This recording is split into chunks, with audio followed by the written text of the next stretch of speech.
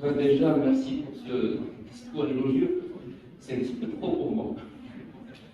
Et c'est vrai, je suis un petit peu jeune. Je ne suis pas encore en rang de star comme mon cher maître et ami, beau et grand, professeur Michaud. C'est un petit peu difficile de passer derrière toi, hein, parce que tu parles de chirurgie. Donc, à vrai dire, à l'inverse des spécialités qui ont été présentées, littéralement dans quelque sorte déjà, je pense que l'urologie, c'est un domaine qui est très mal connu. Il est très mal connu. Et pour vous dire, c'est moi qui ai fait un petit peu le pas. Et j'ai contacté les gens de l'association que je remercie d'avoir un petit peu, dans le sens, accepté un petit peu ma demande, parce que j'ai vu que par rapport aux autres facultés, France Profil, elle connaît très mal l'urologie. Est-ce que c'est par rapport parce que nous sommes un petit peu écartés du CHU? Est-ce que par rapport au nombre, on est vraiment très peu? On va essayer un petit peu d'explorer tout ça et de répondre à ces questions. Bon, la grandeur d'un homme, elle peut être mesurée seulement par son urologue. Un petit clin d'œil, on ne va pas rentrer dans les détails, mais c'est ça. Qu'est-ce que l'urologie?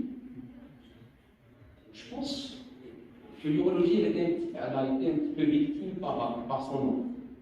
On dit que chirurgie urologique, et vous savez très bien, on ne va pas s'en cacher, que dès qu'il y a le mot chirurgie devant une spécialité, ça fait peur.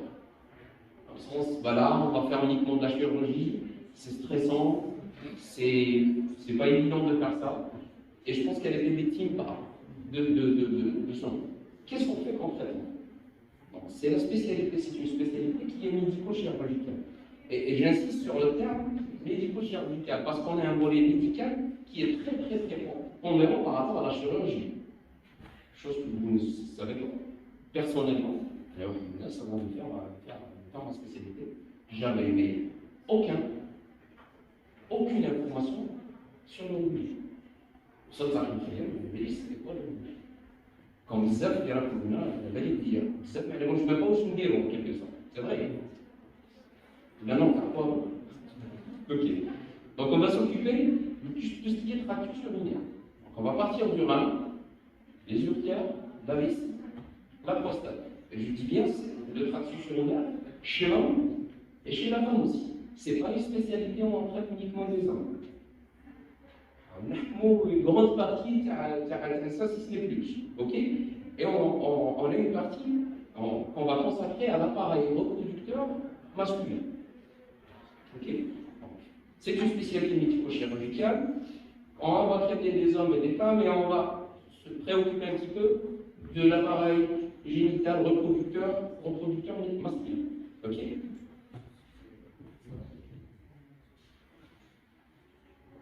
À votre avis, pourquoi l'urologie est mal connue par les étudiants? Comme je vous disais, peut-être qu'on a été un petit peu malchanceux à Constantine d'avoir notre structure un petit peu à part par rapport aux autres spécialités. Généralement, le fait d'être tout seul dans une structure, du moins pour les gens qui vont faire de l'internat, ça va être un petit peu difficile pour eux. Les cas, je préfère rester au CHU, même les services beaucoup, les informes, etc. L'urologie est un sujet toxique, c'est pas évident, on est tout seul. C'est peut-être par rapport à ça. Le second truc, à mon avis, c'est qu'on ne fait pas beaucoup de publicité écologique. On fait de la transplantation et on ne fait pas de publicité par rapport à ça. On fait de transplantation à la médecine, mais on ne fait pas de publicité. Il y a beaucoup de pathologies qui sont très fréquentes, notamment le cancer de la prostate, qui touche vraiment beaucoup d'hommes, et on ne fait pas de la promotion par rapport à ça. À l'inverse des autres services. D'autres services, dès qu'il y a une journée sur le cancer de la prostate, ils vont faire de la promotion, ils vont essayer un petit peu d'attirer les jeunes et les externes pour leur faire découvrir c'est quoi cette spécialité en quelque sorte. Okay. Donc, je pense que c'est ces deux éléments-là qui font que l'urologie elle est un petit peu mal connue par nos experts.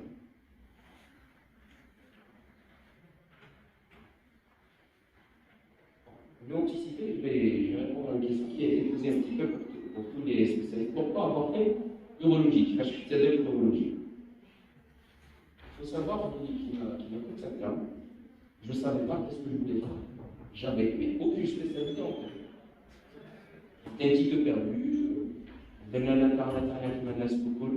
Dans le sens, on va essayer de vider les services pour étudier les premiers services. On va choisir un petit peu à l'arrache des services d'archéologie et des services médicaux. Et il faut savoir que je n'ai jamais été au bloc de ma vie avant de faire l'urologie. Je n'ai jamais été au bloc. Elle est dit, c'est quoi le bloc? Un arche. Et ça, en étant interne, j'ai été convié à une journée d'urologie. C'était ACETIF, c'était organisé par l'association algérienne d'endoscopie et de laparoscopie urologique. Voilà, c'est bon. Tiens, je vais assister à une journée et je couche. Et là, je vous jure que j'étais juste émerveillé par ce qui s'est passé. Déjà, les journées m'étaient une cheveux. Ça, là, c'était exclusivement des hommes. Il y avait uniquement des hommes. Il y en a beaucoup, ils étaient heureux, ils s'habillaient bien. Les présentations, je ne voyais pas de la chirurgie classe. C'est bizarre. C'est de la chirurgie urologique, mais je vois uniquement de l'endoscopie, du laser, du robot, des nouvelles technologies. C'est quoi cette spécialité? Et c'est à partir de là où j'ai vraiment apprécié un petit peu et j'ai commencé à m'intéresser à l'urologie. Il faut savoir que je ne vais pas faire pour un stage. C'est bon, j'ai décidé, ça sera urologie. C'est une spécialité médico-chirurgicale. Au pire des cas, les gamins à je vais consulter des patients. Voilà. Et je vais faire de la consultation pour le passe. C'est-à-dire comment j'ai choisi ma spécialité. Un service qui est loin du CHU, est-ce que c'est un avantage ou un inconvénient? Les deux en quelque sorte. Bon, c'est un avantage parce que c'est une administration à part. Allez, retrouve un petit peu l'administration générale comme elle est. L'administration d'un CHU où elle est la business, c'est difficile de gérer le tout. Par contre, dans une structure qui est un petit peu isolée, c'est un petit peu plus facile, c'est un petit peu plus agréable de faire des stages à Dorcy. On n'a pas beaucoup de soucis sur le côté administration. L'inconvénient, ça sera un inconvénient parce qu'on est un petit peu à l'écart des gens, à l'écart des autres spécialités. Et la chirurgie, on fait la première année, on prend en commun en chirurgie générale. Et moi, il faut qu'un certain niveau, on dit ça, je suis entouré des autres spécialités, en quelque sorte, des spécialités beaucoup dans le domaine. Et à un moment donné, il y a une deuxième année, une structure où elle est pratiquement dans les résidents d'urologie, quelques résidents de néphro, des anapatologues, comme je place parce que dans le sens, ça sera la cassure. C'est les mêmes visages, c'est les mêmes personnes. Et on est très très isolé. Et à un moment donné, on fait 50. La première année, on a fait comme tronc commun dans un service de chirurgie. J'ai eu l'opportunité de faire mon service avec le professeur. Et durant la première année, il a dit, ouais, on va vraiment acquérir les bases de la chirurgie. Avant tout, certes, c'est une spécialité chirurgicale, mais on est chirurgien. Et les bases de la chirurgie, comment se comporter au bloc, c'est aussi basique que ça. Comment se comporter au bloc, la sepsie, tout ça, on a appris dans le service de chirurgie générale. C'est les bases. Donc, on fait une année, on est en tronc commun avec toutes les spécialités chirurgicales, notamment la chirurgie générale, les CCI, les orthopédies, les chirurgiens plastiques. On fait une année dans la chirurgie générale et cette année, elle a été vraiment bénéfique pour moi parce que Certes, vous voulez que c'est un chirurgien urologue qui va être diagnostic juste au niveau du rein et de la vessie, mais la majorité du temps, on travaille autant que les chirurgiens généraux. On fait des anastomoses digestives, on est amené très très souvent à faire des anastomoses digestives. Et le fait de passer, de faire des colostomies, des égostomies, des fois ça se passe mal.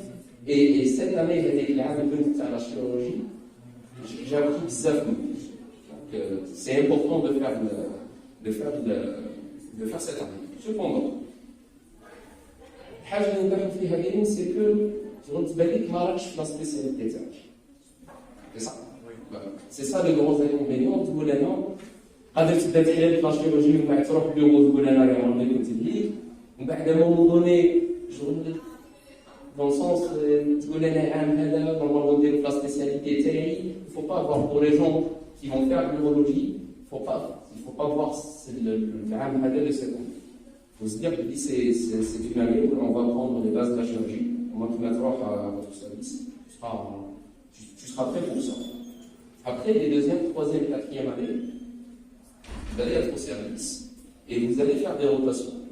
Vous allez faire des rotations de gynéco, 3 mois de gynéco, 3 mois de chirurgie vasculaire, parce qu'on travaille avec les gros vaisseaux, et 3 mois de chirurgie pédiatrique, parce qu'il y a une petite sous-spécialité de l'urologie qui est l'urologie pédiatrique. Là, on n'a pas eu la chance de faire ça par rapport aux événements de la Covid, mais en gros, vous allez faire 3 stages de 3 mois au niveau de ce service pour acquérir un petit peu les bases de chaque spécialité. Et après, ce sera après, il y aura la 5e année. Vous allez opérer, vous allez bosser, un peu comme ce mot. C'est une ambiance qui est assez conviviale avec le service. Ça sera le DEMES. Le DEMES qui met les spécialités pour eux. C'est un DEMES qui est réputé facile, pas beaucoup de cours. Et puis voilà, ça sera comme ça. Spécialité médico-chirurgicale. Quel est le côté prédominant? Je dirais que des fois ça tend vers le médical. En neurologie, la spécificité de ça, à mon avis, c'est que c'est une spécialité qui est complète.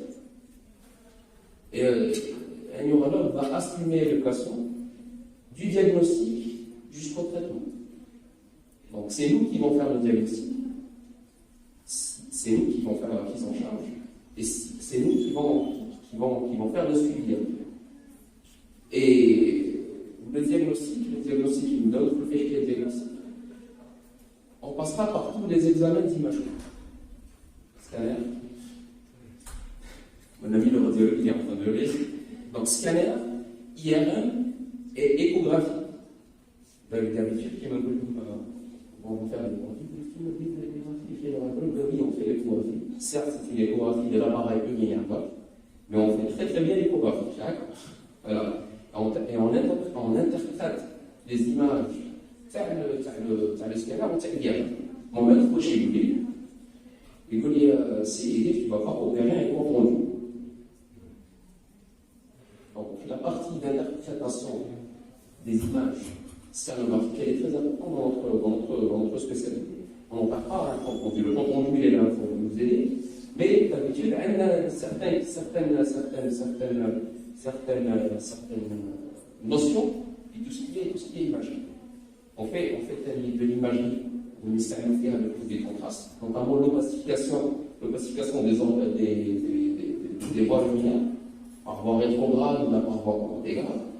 On utilise le scope ZAP-blanc. Donc pour les gens des rayons, on est exposé à des rayons.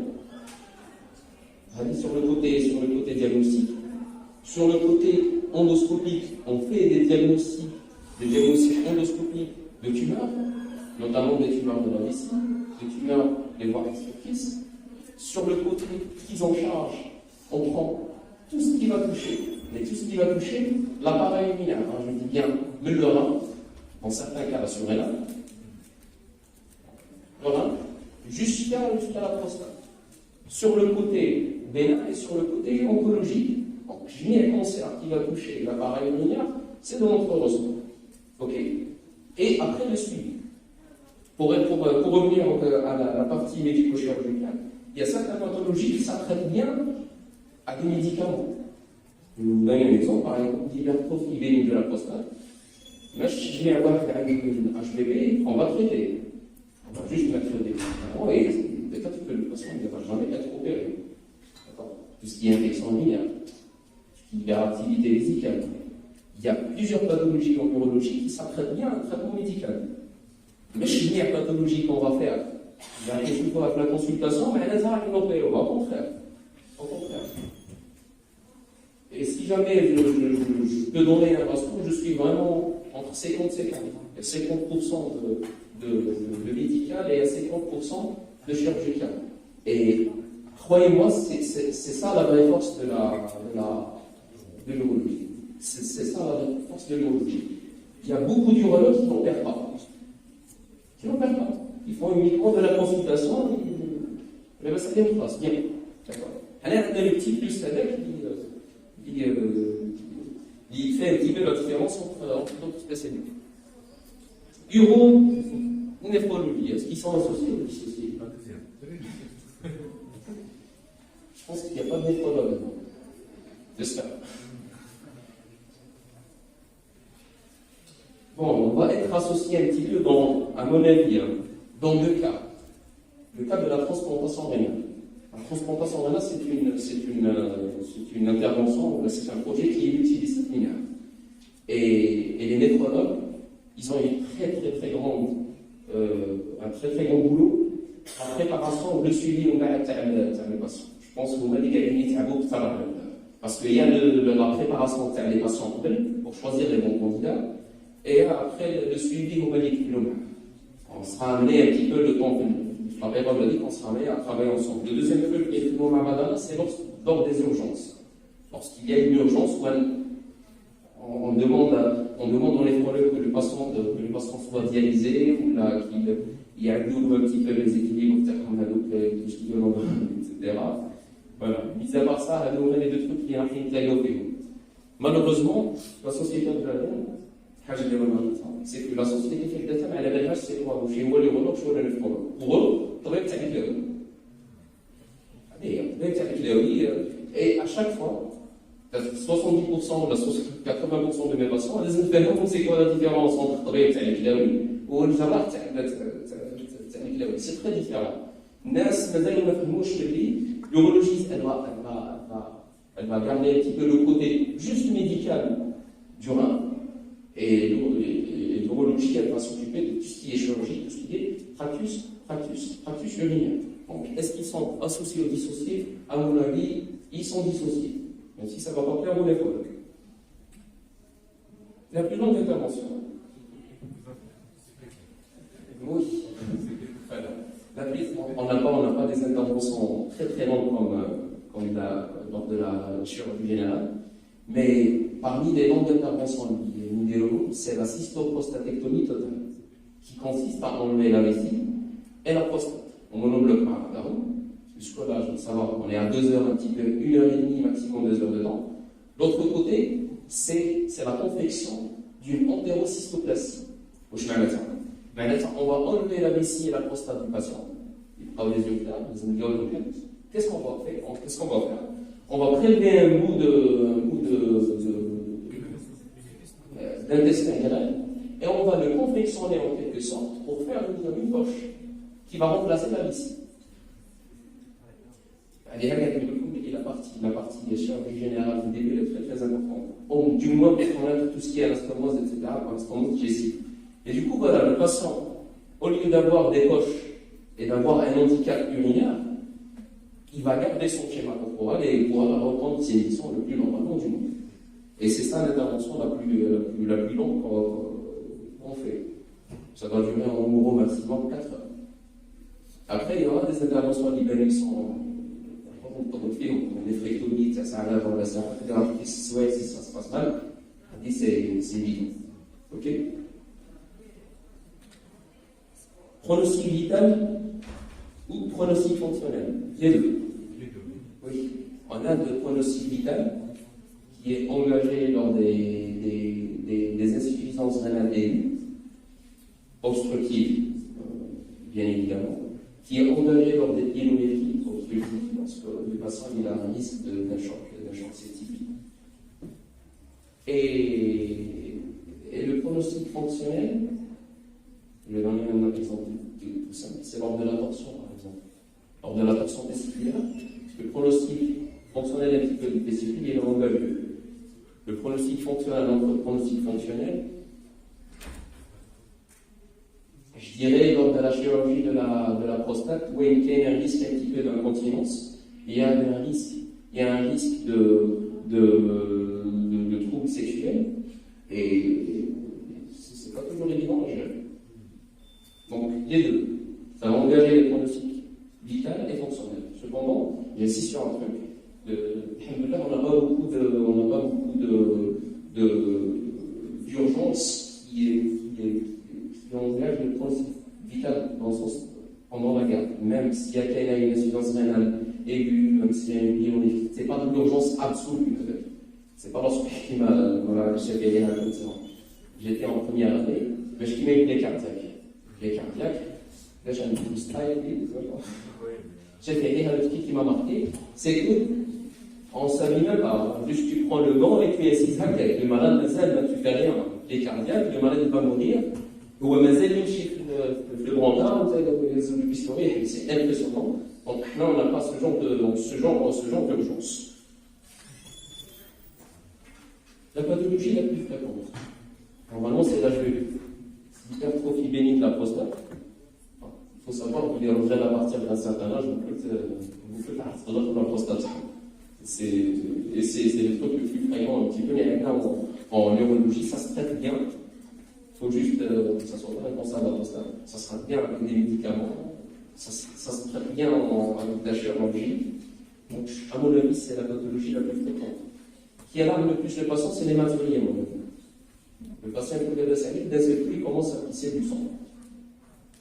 Je sais que vous parlez un petit peu des coliques néphrétiques, il y a des douleurs un petit peu partout. Ça, je n'ai jamais vu un patient alarmé qu'un patient qui fait des maturies. C'est impressionnant, il voit du sang, c'est impressionnant, il va vraiment en détresse. Les sous-spécialités. Donc, pour les sous-spécialités, comme toute spécialité, on a quelques micro-spécialités à faire. Et mon maître, qu'est-ce qu'il disait? Il disait en neurologie, il faut savoir 50% de tout. 50% de toutes les micro-spécialités en quelque sorte. Et il faut exceller les autres. Il faut savoir, il faut garder 50% de tous les chiffres. Il garde 50% de l'oncologie, 50% du fonctionnel, 50% tout ce qui est ITIAS, etc. Et prendre une surspécialité et exceller. Donner du 100%. Ça se passe comme ça. Par exemple, un neurologue pédiatre qui fait de l'oncologie uniquement, ça ne veut pas dire qu'il n'est pas neurologue. Il y a 50% neurologue dans d'autres microspécialités. Il se consacre pleinement à cette partie d'oncologie, à cette partie de cancer. Parmi les sous-spécialités pour moi, on a le volet tout ce qui est cancer, tout ce qui est oncologie. Le cancer de la vessie, le cancer du rein, le cancer des voies excrétrices, le cancer de la prostate, le cancer de la verge, le cancer du testicule. Je mets le cancer et secondo, on a tout ce qui est fonctionnel. On fait de la chirurgie fonctionnelle, notamment pour les gens qui ont de l'incontinence. Pour les femmes, il y a beaucoup de femmes qui font de l'incontinence, qui font des prolapsus, et parmi les sous-spécialités, c'est ça. C'est faire un petit peu de la chirurgie fonctionnelle. L'autre volet, c'est la lithiase. C'est un volet d'un monde, c'est un très très très grand monde. C'est une sous-spécialité qui est consacrée juste à la lithiase. Mais lithiase, ici, etc. Et c'est un volet qui est énorme. Il y a de l'urologie pédiatrique. Les spécialistes font ça. Mais on a une partie, actuellement à l'étranger, je ne sais pas comment ça se passe. Mais on a été amené à faire de la chirurgie, de la neuropédiatrie pour les jeunes. notamment des ceremonies de jonction, on a fait des litias pour les enfants. Donc, il y a les cécistes qui prennent une partie et l'urologue peut éventuellement prendre ça. En gros, c'est vraiment comme sous-spécialité. Voilà. Donc, qu'est-ce qui rend l'urologie spéciale? Je pense que j'ai. Je vais me répéter. Oui. Qu'est-ce qui rend l'urologie je pense que c'est son côté médico-chirurgical. Oui, c'est son côté complet. C'est un petit peu ça qui la rend spéciale. Et le fait de prendre le patient en charge, c'est un petit peu gratifiant sur le plan non seulement intellectuel, mais sur le plan personnel en quelque sorte. Parce que le patient légitime, il se plaint de quelque chose.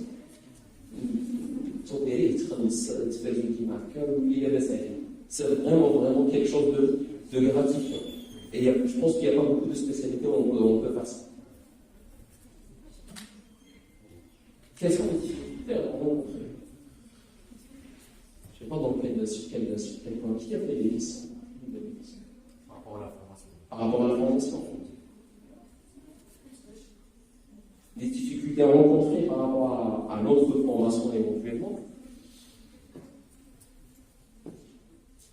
Peut-être que. Il faut dire que le service est un service qui forme très bien, on forme beaucoup de pathologies.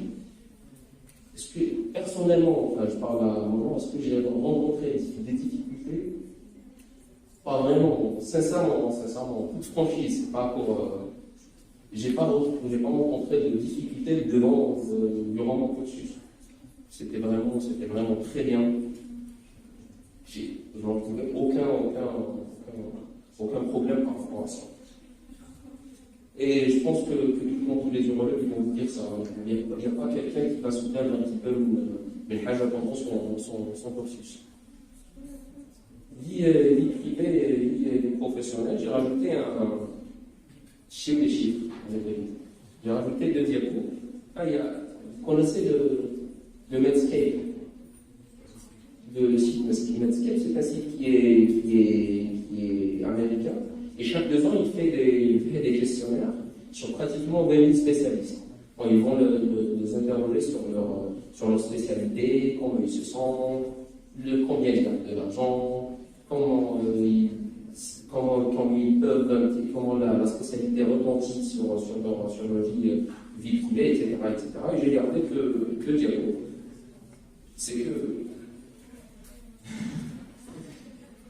je suis là pour défendre ma spécialité.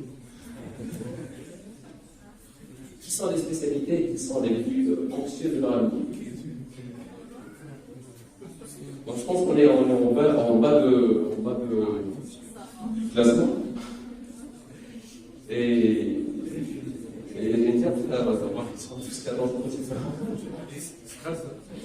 le non, qui sont les spécialités qui sont les plus anxieuses du futur, en quelque sorte.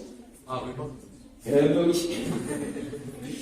Et la deuxième, ça vous allez quelles sont les spécialités où ils ont un heureux je pense qu'on est classé 4e derrière les ophtalmos et dermatologues. Pour les dermatologues, je pense que c'est le pays un peu malade. Il y a les psychiatres qui sont en dernier de la liste. Donc, pour les femmes, soit vous faites urologie, soit vous trouvez quelqu'un avec urologie. Urologie, on a deux. Bizarrement, ça va peut-être vous paraître un petit peu bizarre, mais je suis très très satisfait de ce qui se fait en urologie depuis plusieurs années. Vraiment, on est pas mal, on n'est pas excellent, mais ça va. Il faut savoir que c'est une spécialité qui utilise beaucoup de technologies. Beaucoup de technologies. Qui m'aime de la technologie, c'est pas de la science-fiction, c'est pas de la science-fiction. Qui m'aime le robot, dès qu'il y a de la science-fiction, donc là, ailleurs, il y a quelque chose de grandiose. Non seulement on a le robot, on a de la célioscopie. On fait beaucoup de célioscopie en Algérie. Et l'autre volet, c'est le volet endoscopique. Le volet endoscopique, où vous faites pratiquement toutes les interventions de service, c'est des interventions qui sont mini-invasives. Que ce soit la laparoscopie, que ce soit l'endoscopie. Vous faites une nephrectomie à un patient, vous faites une CPT à un patient. Sous célioscopie, j'imagine, c'est une intervention qui est très très délicate et très lourde. Le patient, avec 2-3 consultations, ça va être trop calme, c'est très impressionnant. Alhamdoulilah, en Algérie, on arrive un petit peu à ce qu'il ressent. Il y a beaucoup de centres qui font beaucoup de célioscopie, qui font plus de chirurgie ouverte, qui font beaucoup d'endoscopie, qui ont le traitement de la lithiase, le traitement classique de c'est l'endoscopie, c'est le laser. Le patient dès une intervention soir, l'après-midi, pour un calcul de 3-4 cm et une sueur interne. Donc c'est quelque chose qui a touché un petit peu par la technologie, ou même plus jamais. On n'est pas vraiment très loin des autres. Enfin, pas mis à part le robot, etc. Mais en gros, ça va. Donc en Algérie, je suis vraiment satisfait du niveau actuel des luxembourgeois aujourd'hui. Vos auditions en tant que jeune chirurgien. Il faut savoir que je suis fraîchement diplômé. J'étais un diplôme parce qu'il m'a paru que je serais un petit peu le plus proche du fonctionnement en étant externe, en étant futur résident. Ça fait pas longtemps que j'ai eu mon DEMS. Et voilà, je pense que ma carrière ne fait que commencer. Mes objectifs, c'est toujours aller de l'avant. C'est une spécialité liée. Vraiment, je suis tombé amoureux de cette spécialité. Et sincèrement, si je devais choisir, je choisirais l'urologie, clairement. Donc, mes ambitions, c'est toujours aller de l'avant. Et puis voilà. Urologie et femmes.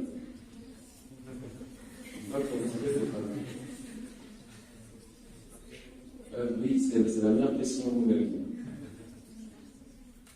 Là, à Constantine, on avait une seule femme. C'était docteur Massa. C'était c'est pas belge, une maître assistante qui est sortie de l'hôpital, s'est installée au privé. Même à Alger, à Oran, je pense qu'il y a eu un alarme entre 2 filles. Est-ce que l'urologie, elle est faite pour les femmes? Je dirais un grand oui. C'est bizarre, mais un grand oui. Alors, le côté médico-chirurgical, il s'apprête bien à une femme. Le côté médico-chirurgical, c'est assez plaisant pour une femme. Et à mon avis, il y en a certaines qui est mon service.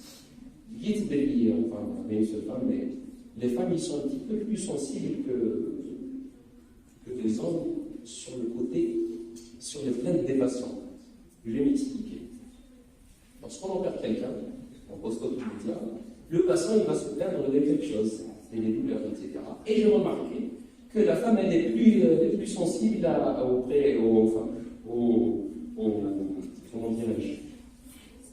plaintes du patient. Et du coup, cette sensibilité, elle est plus près de malade qui va lui permettre un petit peu d'anticiper des complications par rapport à un vaccin. Là, je vais leur dire, ça passe pour les malades qui ont par rapport à un homme. Le second truc, c'est que je trouve que la femme, elle a une gestuelle plus fine que l'homme. C'est vrai? Oui. Elle a une gestuelle qui est plus fine que l'homme. Et l'urologie, elle s'attrape bien à ça. Certaines anastomoses, le vasculaire, le rétérale, on a besoin un petit peu d'être fin. Et pour la femme, c'est la gestuelle, elle s'apprête bien à l'urologie. Et l'idée reçue qu'on a, dans le corps, en quelque sorte, c'est mon vécu, c'est mon expérience. Écoutez, pas du tout. Moi, personnellement, j'ai des problèmes à les femmes. C'est les femmes qui échouent les médecins hommes. pour des sujets, enfin, des trucs sensibles. Par contre, l'homme, par contre, il n'a pas vraiment, mais je le médecin, enfin, au contraire, son docteur médecin, elle avait beaucoup de patients, hommes qu'elle traitait pour des HPP, pour des dysfonctions érectiles, pour des problèmes de souffle, etc. Il n'y a pas de souci. L'avantage d'être un électrologue, c'est que vous allez, j'espère que quand les exciter le prochain concours de résident, c'est sur le Prince. Non. Vous allez monopoliser un secteur qui est énorme. Qui tourne qu'il y a du côté tout ce qui est femme, on a des honneurs en quelque sorte. D'accord. Où il faut savoir qu'on ne traite pas que les hommes. C'est à la consultation, on est ça à l'argent. C'est une spécialité qui est purement masculine. C'est que si jamais il y a une femme qui va choisir l'urologie, une grande partie de notre spécialité va être un petit peu absorbée par. D'ailleurs, c'est des patients qui directement, comme ceux que j'ai voulu que j'aimerais bien avoir une autre femme, malheureusement, la cliche. Il faut tenter ça. Il faut pas avoir peur en quelque sorte. Peut-être que vous allez me dire que là, par rapport à notre société, c'est le côté pudique, etc., qui pose problème. Mais à un moment donné, il ne faut pas avoir peur. Je peux vous assurer que vous n'allez pas regretter ça. C'est pour les femmes qui ont fait l'hétérologie. Ceux qui sont vraiment au top. Urologie, ce que qui m'a dit, vous allez être amené à parler d'argent. C'est vrai, parce qu'à chaque fois, ils viennent, ils trouvent les petits groupes, ça Facebook, etc. Ah, les médecins, ils font la consultation en médecin, ceci, cela, il y a des logiciels, etc. Et là, on ne fait pas un bac plus 12 pour faire du bénévolat, c'est pas possible. On ne fait pas un bac plus 12 pour faire du bénévolat. On doit gagner un minimum de vie, et c'est tout à fait légitime de poser des questions de l'argent. C'est tout à fait légitime, on n'est pas. Quand je suis dans le bac, c'est pas pour faire les choses gratuitement. Et là, il y a les statistiques. Je suis comme des statistiques. Là, je suis en train de défendre dans ma spécialité. C'est une spécialité des matins à codage. Donc, je dois mettre en avant des chiffres. Les cardiologues. Les orthopédistes, ils sont très longs. Ça ne reflète pas vraiment l'environnement algérien. Mais en gros, vous avez un petit peu un ordre. Anesthésie avant chirurgie, flash. Attends, on va faire ça reflète pas. Et c'est des chiffres qui changent d'année en année. C'est des chiffres qui sont, vous pouvez le voir, c'est sur le site Netscape. C'est des chiffres qui sont d'année en année. Cependant, c'est les orthopédistes qui sont toujours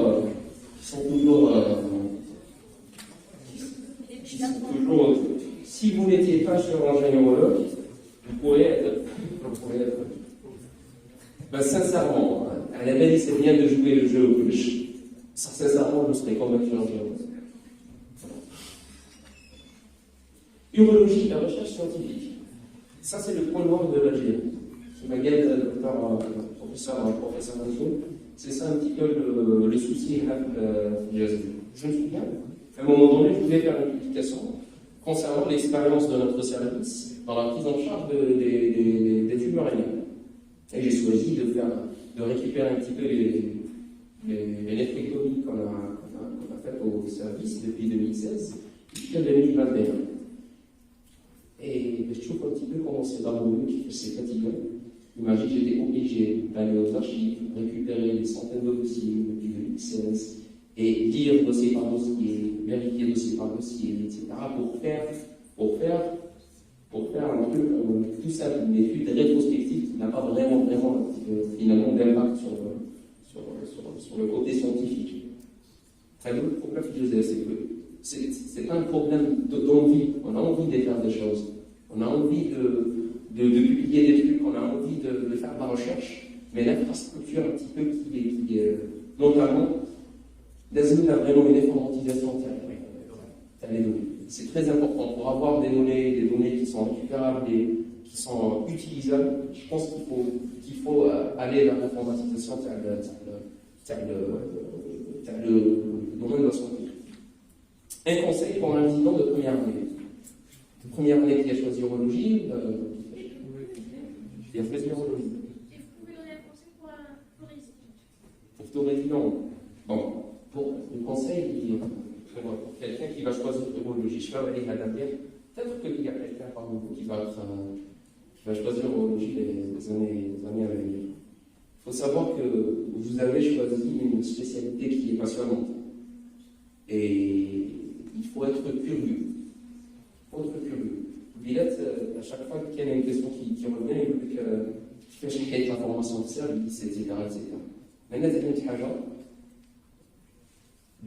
Mon maître, etc., il faut faire des efforts.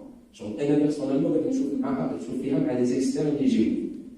Donc, là, je fais un carré qui n'est pas vraiment intéressé par ce qu'il fait.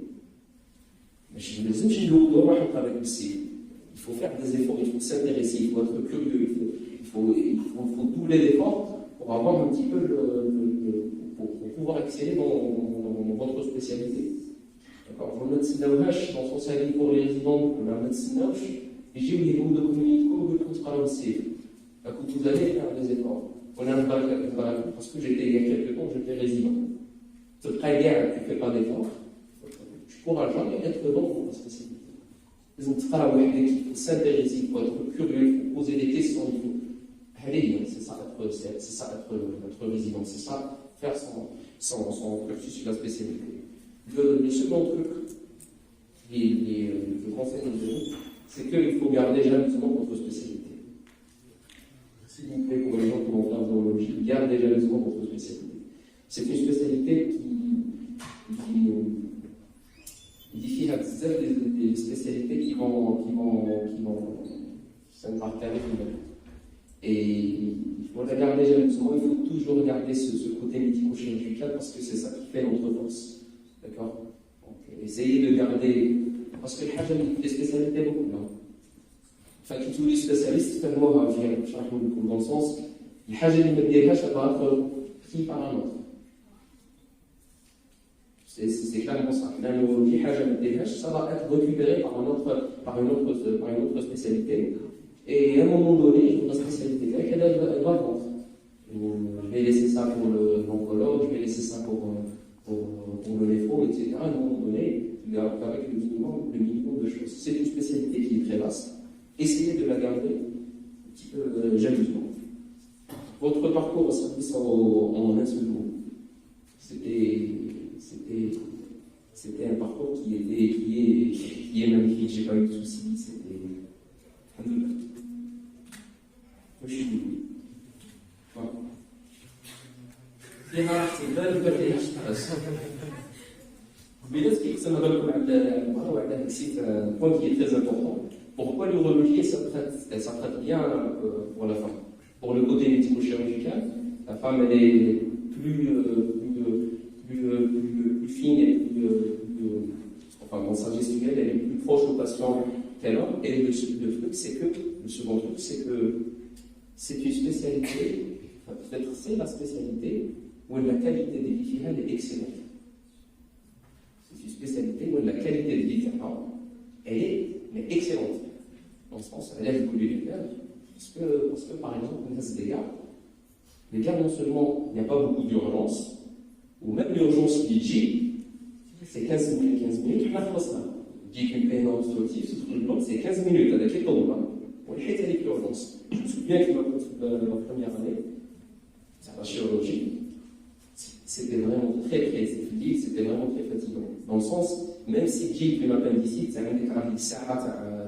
c'est quelque chose qui est un petit peu à la longue, elle va être un petit peu fatigante pour la personne.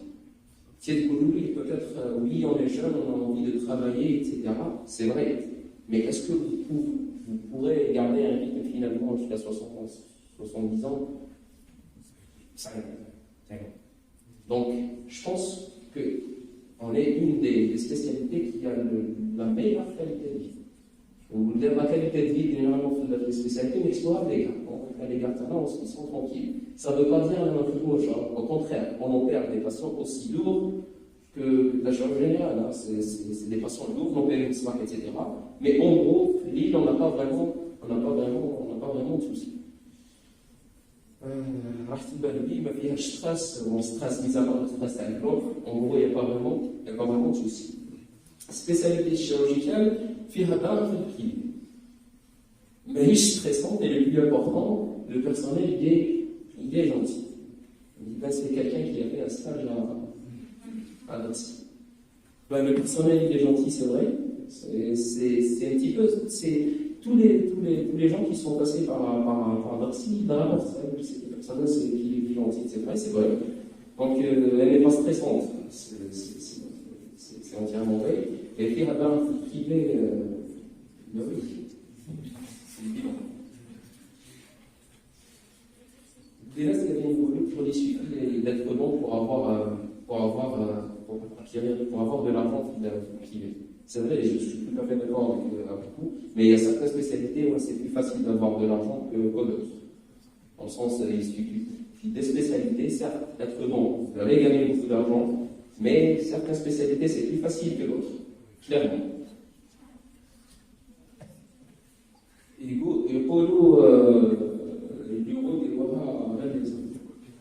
la tendance, elle est un petit peu de changer.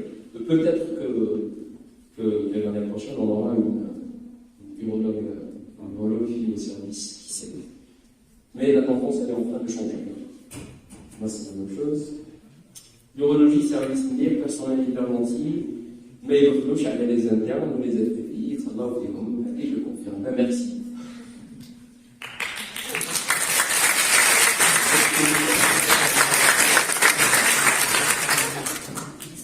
Est-ce qu'il y a des questions?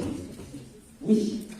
Est-ce que le fait que vous dites à chaque fois la personnalité, est-ce que vous pensez qu'il y a un rapport avec le fait que tout le monde c'est des hommes, que des hommes, il n'y a pas de femmes? Est-ce qu'il y a un rapport avec ça? Oui, là, il y a les femmes, il y a les problèmes. Ce que je remarquais sincèrement, c'est que les services qui viennent des femmes, il y a beaucoup un petit peu ça a fait une zone de ménagement. Non, vous allez faire un J'en ai des coups c'est. Ah oui, c'est tout de suite réglé. Par contre, les femmes, un petit peu, c'est un petit peu plus compliqué que ça. Est-ce qu'on est gentil par rapport à ce que vous avez fait? Ça va, de toute façon, si je peux défendre pas là. Peut-être que je peux ça ne veut pas dire qu'ils disent que tout va bien à service, on va vous shooter, etc. Oui, c'est toujours plaisant d'avoir un petit peu une note féminine service, parce qu'un rapport, quand je peux être malade, à un moment donné, ça commence. Mais voilà. C'est pas par rapport à ça, pas du tout. Petit clin d'œil. D'autres questions? Oui, futur urologue.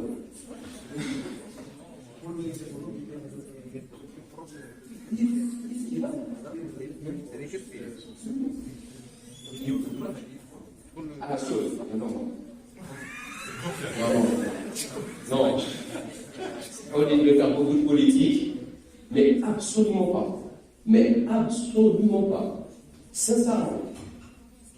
Je ne vais pas critiquer, mais c'est l'inverse. C'est clairement l'inverse. On ne fait pas, pour vous dire, tellement on ne veut pas empiéter sur d'autres spécialités, notamment sur l'info. Qui dit malade à l'info, on ne cherche même pas à savoir. C'est juste pour lui donner un bilan de chronicité, on ne cherche même pas à savoir directement à des néphrologues. L'inverse n'est pas vrai. Clairement. Surtout, tout ce qui est hépatique, les néphrologues, ils ont de quoi s'occuper, les parents. Privé, le secteur privé, qui m'a fait vous allez pas voir ils vont gérer un petit peu d'insuffisance réelle, un petit peu d'HTA et ça s'arrête pas. Et du coup, ils veulent bien s'occuper. Hein. Ils veulent bien s'occuper et c'est un très grand problème parce qu'il y a un énorme problème. On est toujours en conflit avec le problème, c'est qu'ils font des dégâts. On a des méthodes qui ont traité des patients pour HPV. Il y avait un cancer de la prostate qui se cachait derrière. Maintenant, il y a un au stade métastatique. Les gens, les méthodes de la lithiase, médicalement, si on dit que ça ne traite jamais un traitement médical à un moment donné. Donc, pas du tout. Qui m'a montré qu'un truc dissocié, je suis très très intelligent. C'est un truc qui est très très dissocié. On a la perspective. S'il y a des questions à problème, d'autres questions? C'est bon? Vous n'êtes pas. Oui. Mon maître. Qui est meilleur sans politique. Hein? Sans politique. En Algérie, pas en Constantine. En Algérie. En Algérie. J'en ai vu, il y a des gens qui ont regardé. Des plaintes à la minute, peut-être. Amir, elle est très très. C'est une solution qui est très diplomatique. Bon, les trois, il n'y a pas de classement. J'ai réfléchi. Bon, il y a le professeur Céline, qui est médecin-chef actuel c'est un psy. J'ai vu des gens, j'ai vu plusieurs médecins-chefs qui opèrent. C'est quelqu'un qui, à un moment donné, on dirait qu'il fait de la magie. Sincèrement. On ne comprend pas, mais on dirait qu'il fait de la magie. Et c'est quelqu'un qui c'est que lorsque c'est il y a toujours quand même, il a déjà beaucoup de modèles, etc. Il arrive à régler le souci. Moi, je peux dire que la plurologie, c'est que c'est une spécialité à des gros vaisseaux.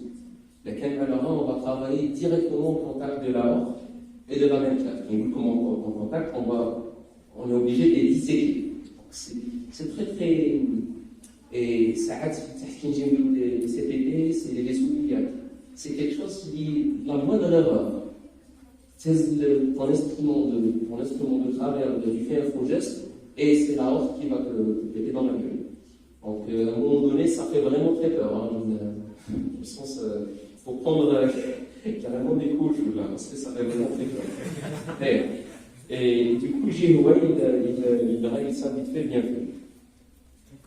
Là, le truc qu'on fait, c'est vasculaire. Le vasculaire, c'est l'enfantisme.